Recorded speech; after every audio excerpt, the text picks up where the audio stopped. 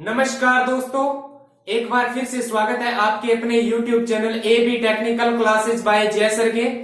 हम एक बार फिर से आपके लिए प्रिंसिपल ऑफ टीचिंग शिक्षण के सिद्धांत की क्लास लेके आए हैं, थ्योरेटिकल क्लास। इसके अलावा हमारी क्वेश्चन सीरीज की जो मल्टीपल चॉइस क्वेश्चन है उसकी भी क्लासें चल रही है।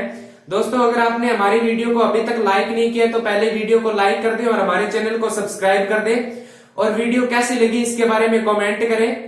तो दोस्तों, हमने लास्ट क्लास में पढ़ा था एमएसक्यूएफ का जो विश्लेषण है, जो सिलेबस का विश्लेषण है, उसके बारे में हम पढ़ रहे हैं। तो उसके अंतर्गत जो हमने पहले पढ़ा था वो क्या पढ़ा था कि एमएसक्यूएफ है जो कि क्या होता है, नेशनल स्किल क्वालिफिकेशन फ्रेमवर्क। उसका जो व्यावसायिक प्रशिक्षण में जो कार्यान्वयन है उनके बारे में जो फ्रेमवर्क होता है वो क्या होता है, उसके जो रूपरेखा है, उसका उद्देश्य है, उसके बारे में दोस्तों हमने पढ़ा था। तो दोस्तों, आज हम उसके आगे नेक्स्ट टॉपिक पढ़ेंगे जो क्या है, योग्यता ढांचे के साथ अंतरराष्ट्रीय अनुभव। तो अगला हमारा टॉपिक है योग्यता ढांचे के साथ अंतरराष्ट्रीय अनुभव।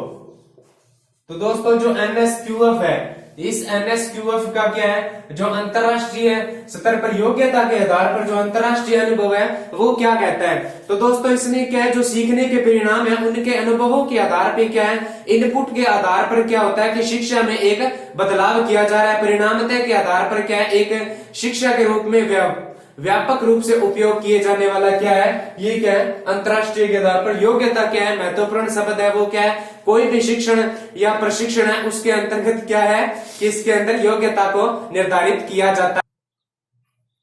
तो उसके अलावा देखा जाए तो जो सीखने के परिणाम है उनके अंदर कई बदलाव किए गए हैं जो कि महत्वपूर्ण है। तो बदलाव क्या क्या किए गए हैं, उसमें क्या है कि यह जो शिक्षण है उसके प्रशिक्षण उपयोगकर्ताओं के प्रदाताओं को क्या है, क्या ध्यान केंद्रित करना इसके अंतर्गत जरूरी है। उसके अलावा यह बता करके एक दुबले व्यक्ति को क्या करना चाहिए, उसे पता होना चाहिए। सीखने की प्रक्रिया में क्या है, अंत में समझाने या समझने के लिए सक्षम होना चाहिए। और उसके यह क्या है, सीखने के अंदर योग्यता क्या है, जो क्या करती है, पारदर्शिता को बढ़ाता है और व्यक्तिगत जो शिक्षार्थी हैं उसमें क्या नियोक्ता के लाभ की योग्यताओं की जो गणना होती है उसकी क्षमता को मजबूत करता है। बाजार में क्या होता है, इन प्रणाली का जो विकास स्तर है उच्च शिक्षा, तकनीकी और जो व्यावसायिक प्रशिक्षण है उसके आजीवन सीखने के परिवर्तन से जुड़ा है। प्रशिक्षण के अंतर्गत योग्यता का अंतरराष्ट्रीय रूप में देखा जाए तो अत्यंत महत्वपूर्ण भूमिका रहती है।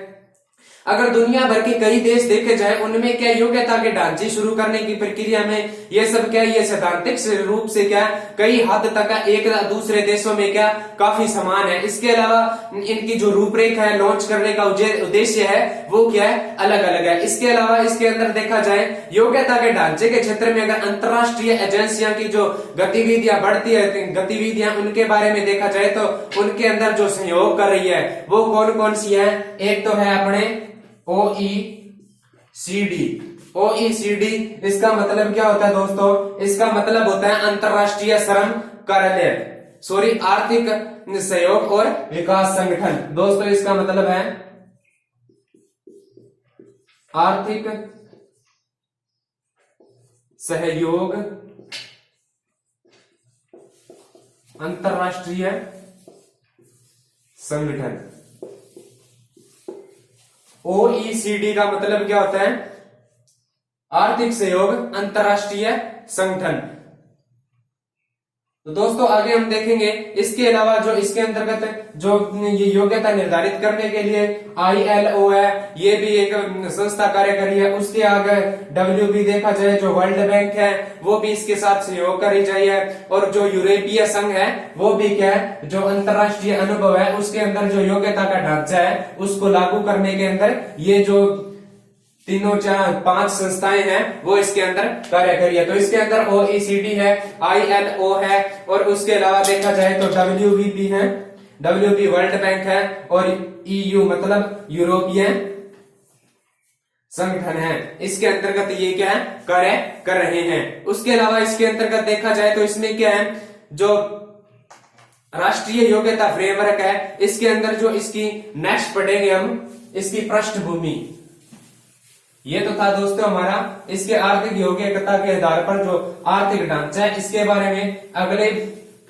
अगला हमारा टॉपिक है जो भारत में क्या योग्यता फ्रेमवर्क है उसके विकास की पृष्ठभूमि क्या है। भारत में एनएसक्यूएफ के योग्यता क्रम में विकास की पृष्ठभूमि। तो जो एनएसक्यूएफ में योग्यता जो ये योग्यता फ्रेमवर्क है उसके अंदर जो विकास की पृष्ठभूमि है वो क्या है कि ये जो कौशल विकास है, जो कौशल विकास पर जो राष्ट्रीय नीति है वो कब किसके अंतर्गत कौन से सन में लागू हुई थी, तो 2009 के अंतर्गत ये आती है। उसके अंदर क्या है, इसके माध्यम से भारत ने क्या है एक राष्ट्रीय योग्यता फ्रेमवर्क के जो विकास है उसकी आवश्यकता को स्वीकार किया, जिसके अंदर क्या है सामान्य शिक्षा, व्यावसायिक शिक्षा और जो प्रशिक्षण दोनों को पार करने के लिए नीति की कल्पना की गई, जिसमें कि कौशल विकास सुधारों को प्रोत्साहित किया जाए और उनका समर्थन किया जाए। राष्ट्रीय स्तर पर उनको मानकीकृत करके और उनका जो कार्य है उनकी तुलना में उनकी जो योग्यता उसको स्थापना करके उनको क्या मानक प्रदान करना। इसलिए क्या है जो फ्रेमवर्क है उसको विकसित करने के लिए केंद्रीय स्तर पर एक संगठन की उपस्थिति में जो व्यक्तिगत मंत्रालय है उसके अंदर विकास के काम शुरू कर दिए गए थे। इसके अंदर जो श्रम और रोजगार मंत्रालय ने जो राष्ट्रीय व्यावसायिक योग्यता फ्रेमवर्क जो लागू किया था NVQF, इसका मतलब है नेशनल वोकेशनल क्वालिफिकेशन फ्रेमवर्क, यानी कि जो श्रम और रोजगार मंत्रालय ने जो राष्ट्रीय व्यावसायिक योग्यता फ्रेमवर्क जो लागू किया वो क्या है इसकी मानकीकरण या मानकों को निर्धारित करने के लिए किया गया। उसके बाद आगे किया गया NVEQF। इसमें क्या है कि national vocational educational qualification framework, यानी इसमें शिक्षा को बाद में जोड़ दिया गया, जिसमें क्या है कि जो अगर राष्ट्रीय व्यावसायिक शैक्षिक योग्यता फ्रेमवर्क है इसको आगे विकसित किया गया। उसके बाद में देखा जाए तो मानव संसाधन विकास मंत्रालय ने जो माध्यमिक विद्यालय हरियाणा के अंदर उन्होंने क्या है इसके अंदर जो NVEQF है इसके अंदर एक पायलट भी लॉन्च किया है। किसने किया है दोस्तों, ये क्वेश्चन पूछा जा सकता है। तो ये क्या है हरियाणा सरकार ने किया है।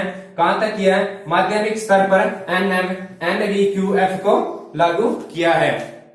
तो उसके बाद देखा जाए जो एकीकृत ढांचे की आवश्यकता को महसूस करते हुए क्या है कैबिनेट जो मंत्रालय है उसने राष्ट्रीय कौशल जो योग्यता जो फ्रेमवर्क है उसके अंदर नींव के रूप में जो मंत्रालयों की समिति का बाद में गठन किया गया और राष्ट्रीय कौशल विकास एजेंसी का गठन करने के लिए उसका संचालन करने के लिए जनादेश के आधार पर गुणवत्ता और मानक क्षेत्र के विशिष्ट आवश्यकताओं को पूरा करते हैं। इसीलिए क्या है ये जो NSQF है इसके लिए जो एजेंसी है वो क्या है सुरक्षित किया गया था।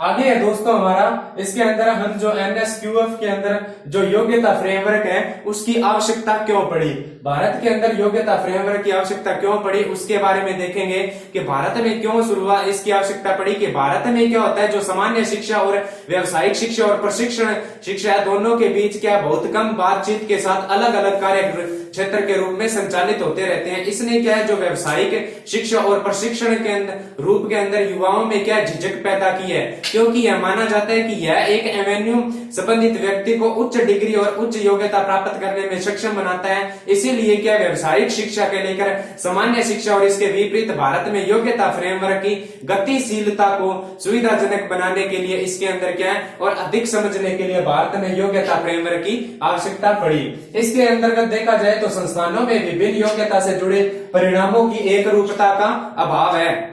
इसके द्वारा क्या इनके ये जो कारण है इनके रूप में क्या इसकी आवश्यकता उत्पन्न होती है। उसके बाद देखा जाए प्रत्येक योग्यता स्तर के अनुरूप नौकरी की भूमिकाओं को उद्योग की भागीदारी के साथ पता लगाया जा सकता है। इसकी अनुरूपता इसके हिसाब देखा जाए इसके हिसाब से क्या है इसकी योग्यता की जरूरत पड़ी। उसके बाद व्यावसायिक शिक्षा और प्रशिक्षण से जुड़ी नकारात्मक धारणा को गुणवत्ता योग्यता के विकास से काफी हद तक हटाया जा सकता है। इसकी योग्यता को लागू करके बहुत आसानी से अनेक कार्य किए जा सकते हैं। इसके अलावा देखा जाए तो अब तक क्या है, शिक्षा प्रशिक्षण में का ध्यान है जो पूरी तरह से प्रवेशों पर आ रहा है, जिसके अंदर एनएसक्यूएफ एक क्या परिणाम के आधार पर दृष्टिकर आधारित है। इसके बाद देखा जाए संबंधित जो क्षेत्र है कौशल परिषदों के अंदर जो एसएससीएस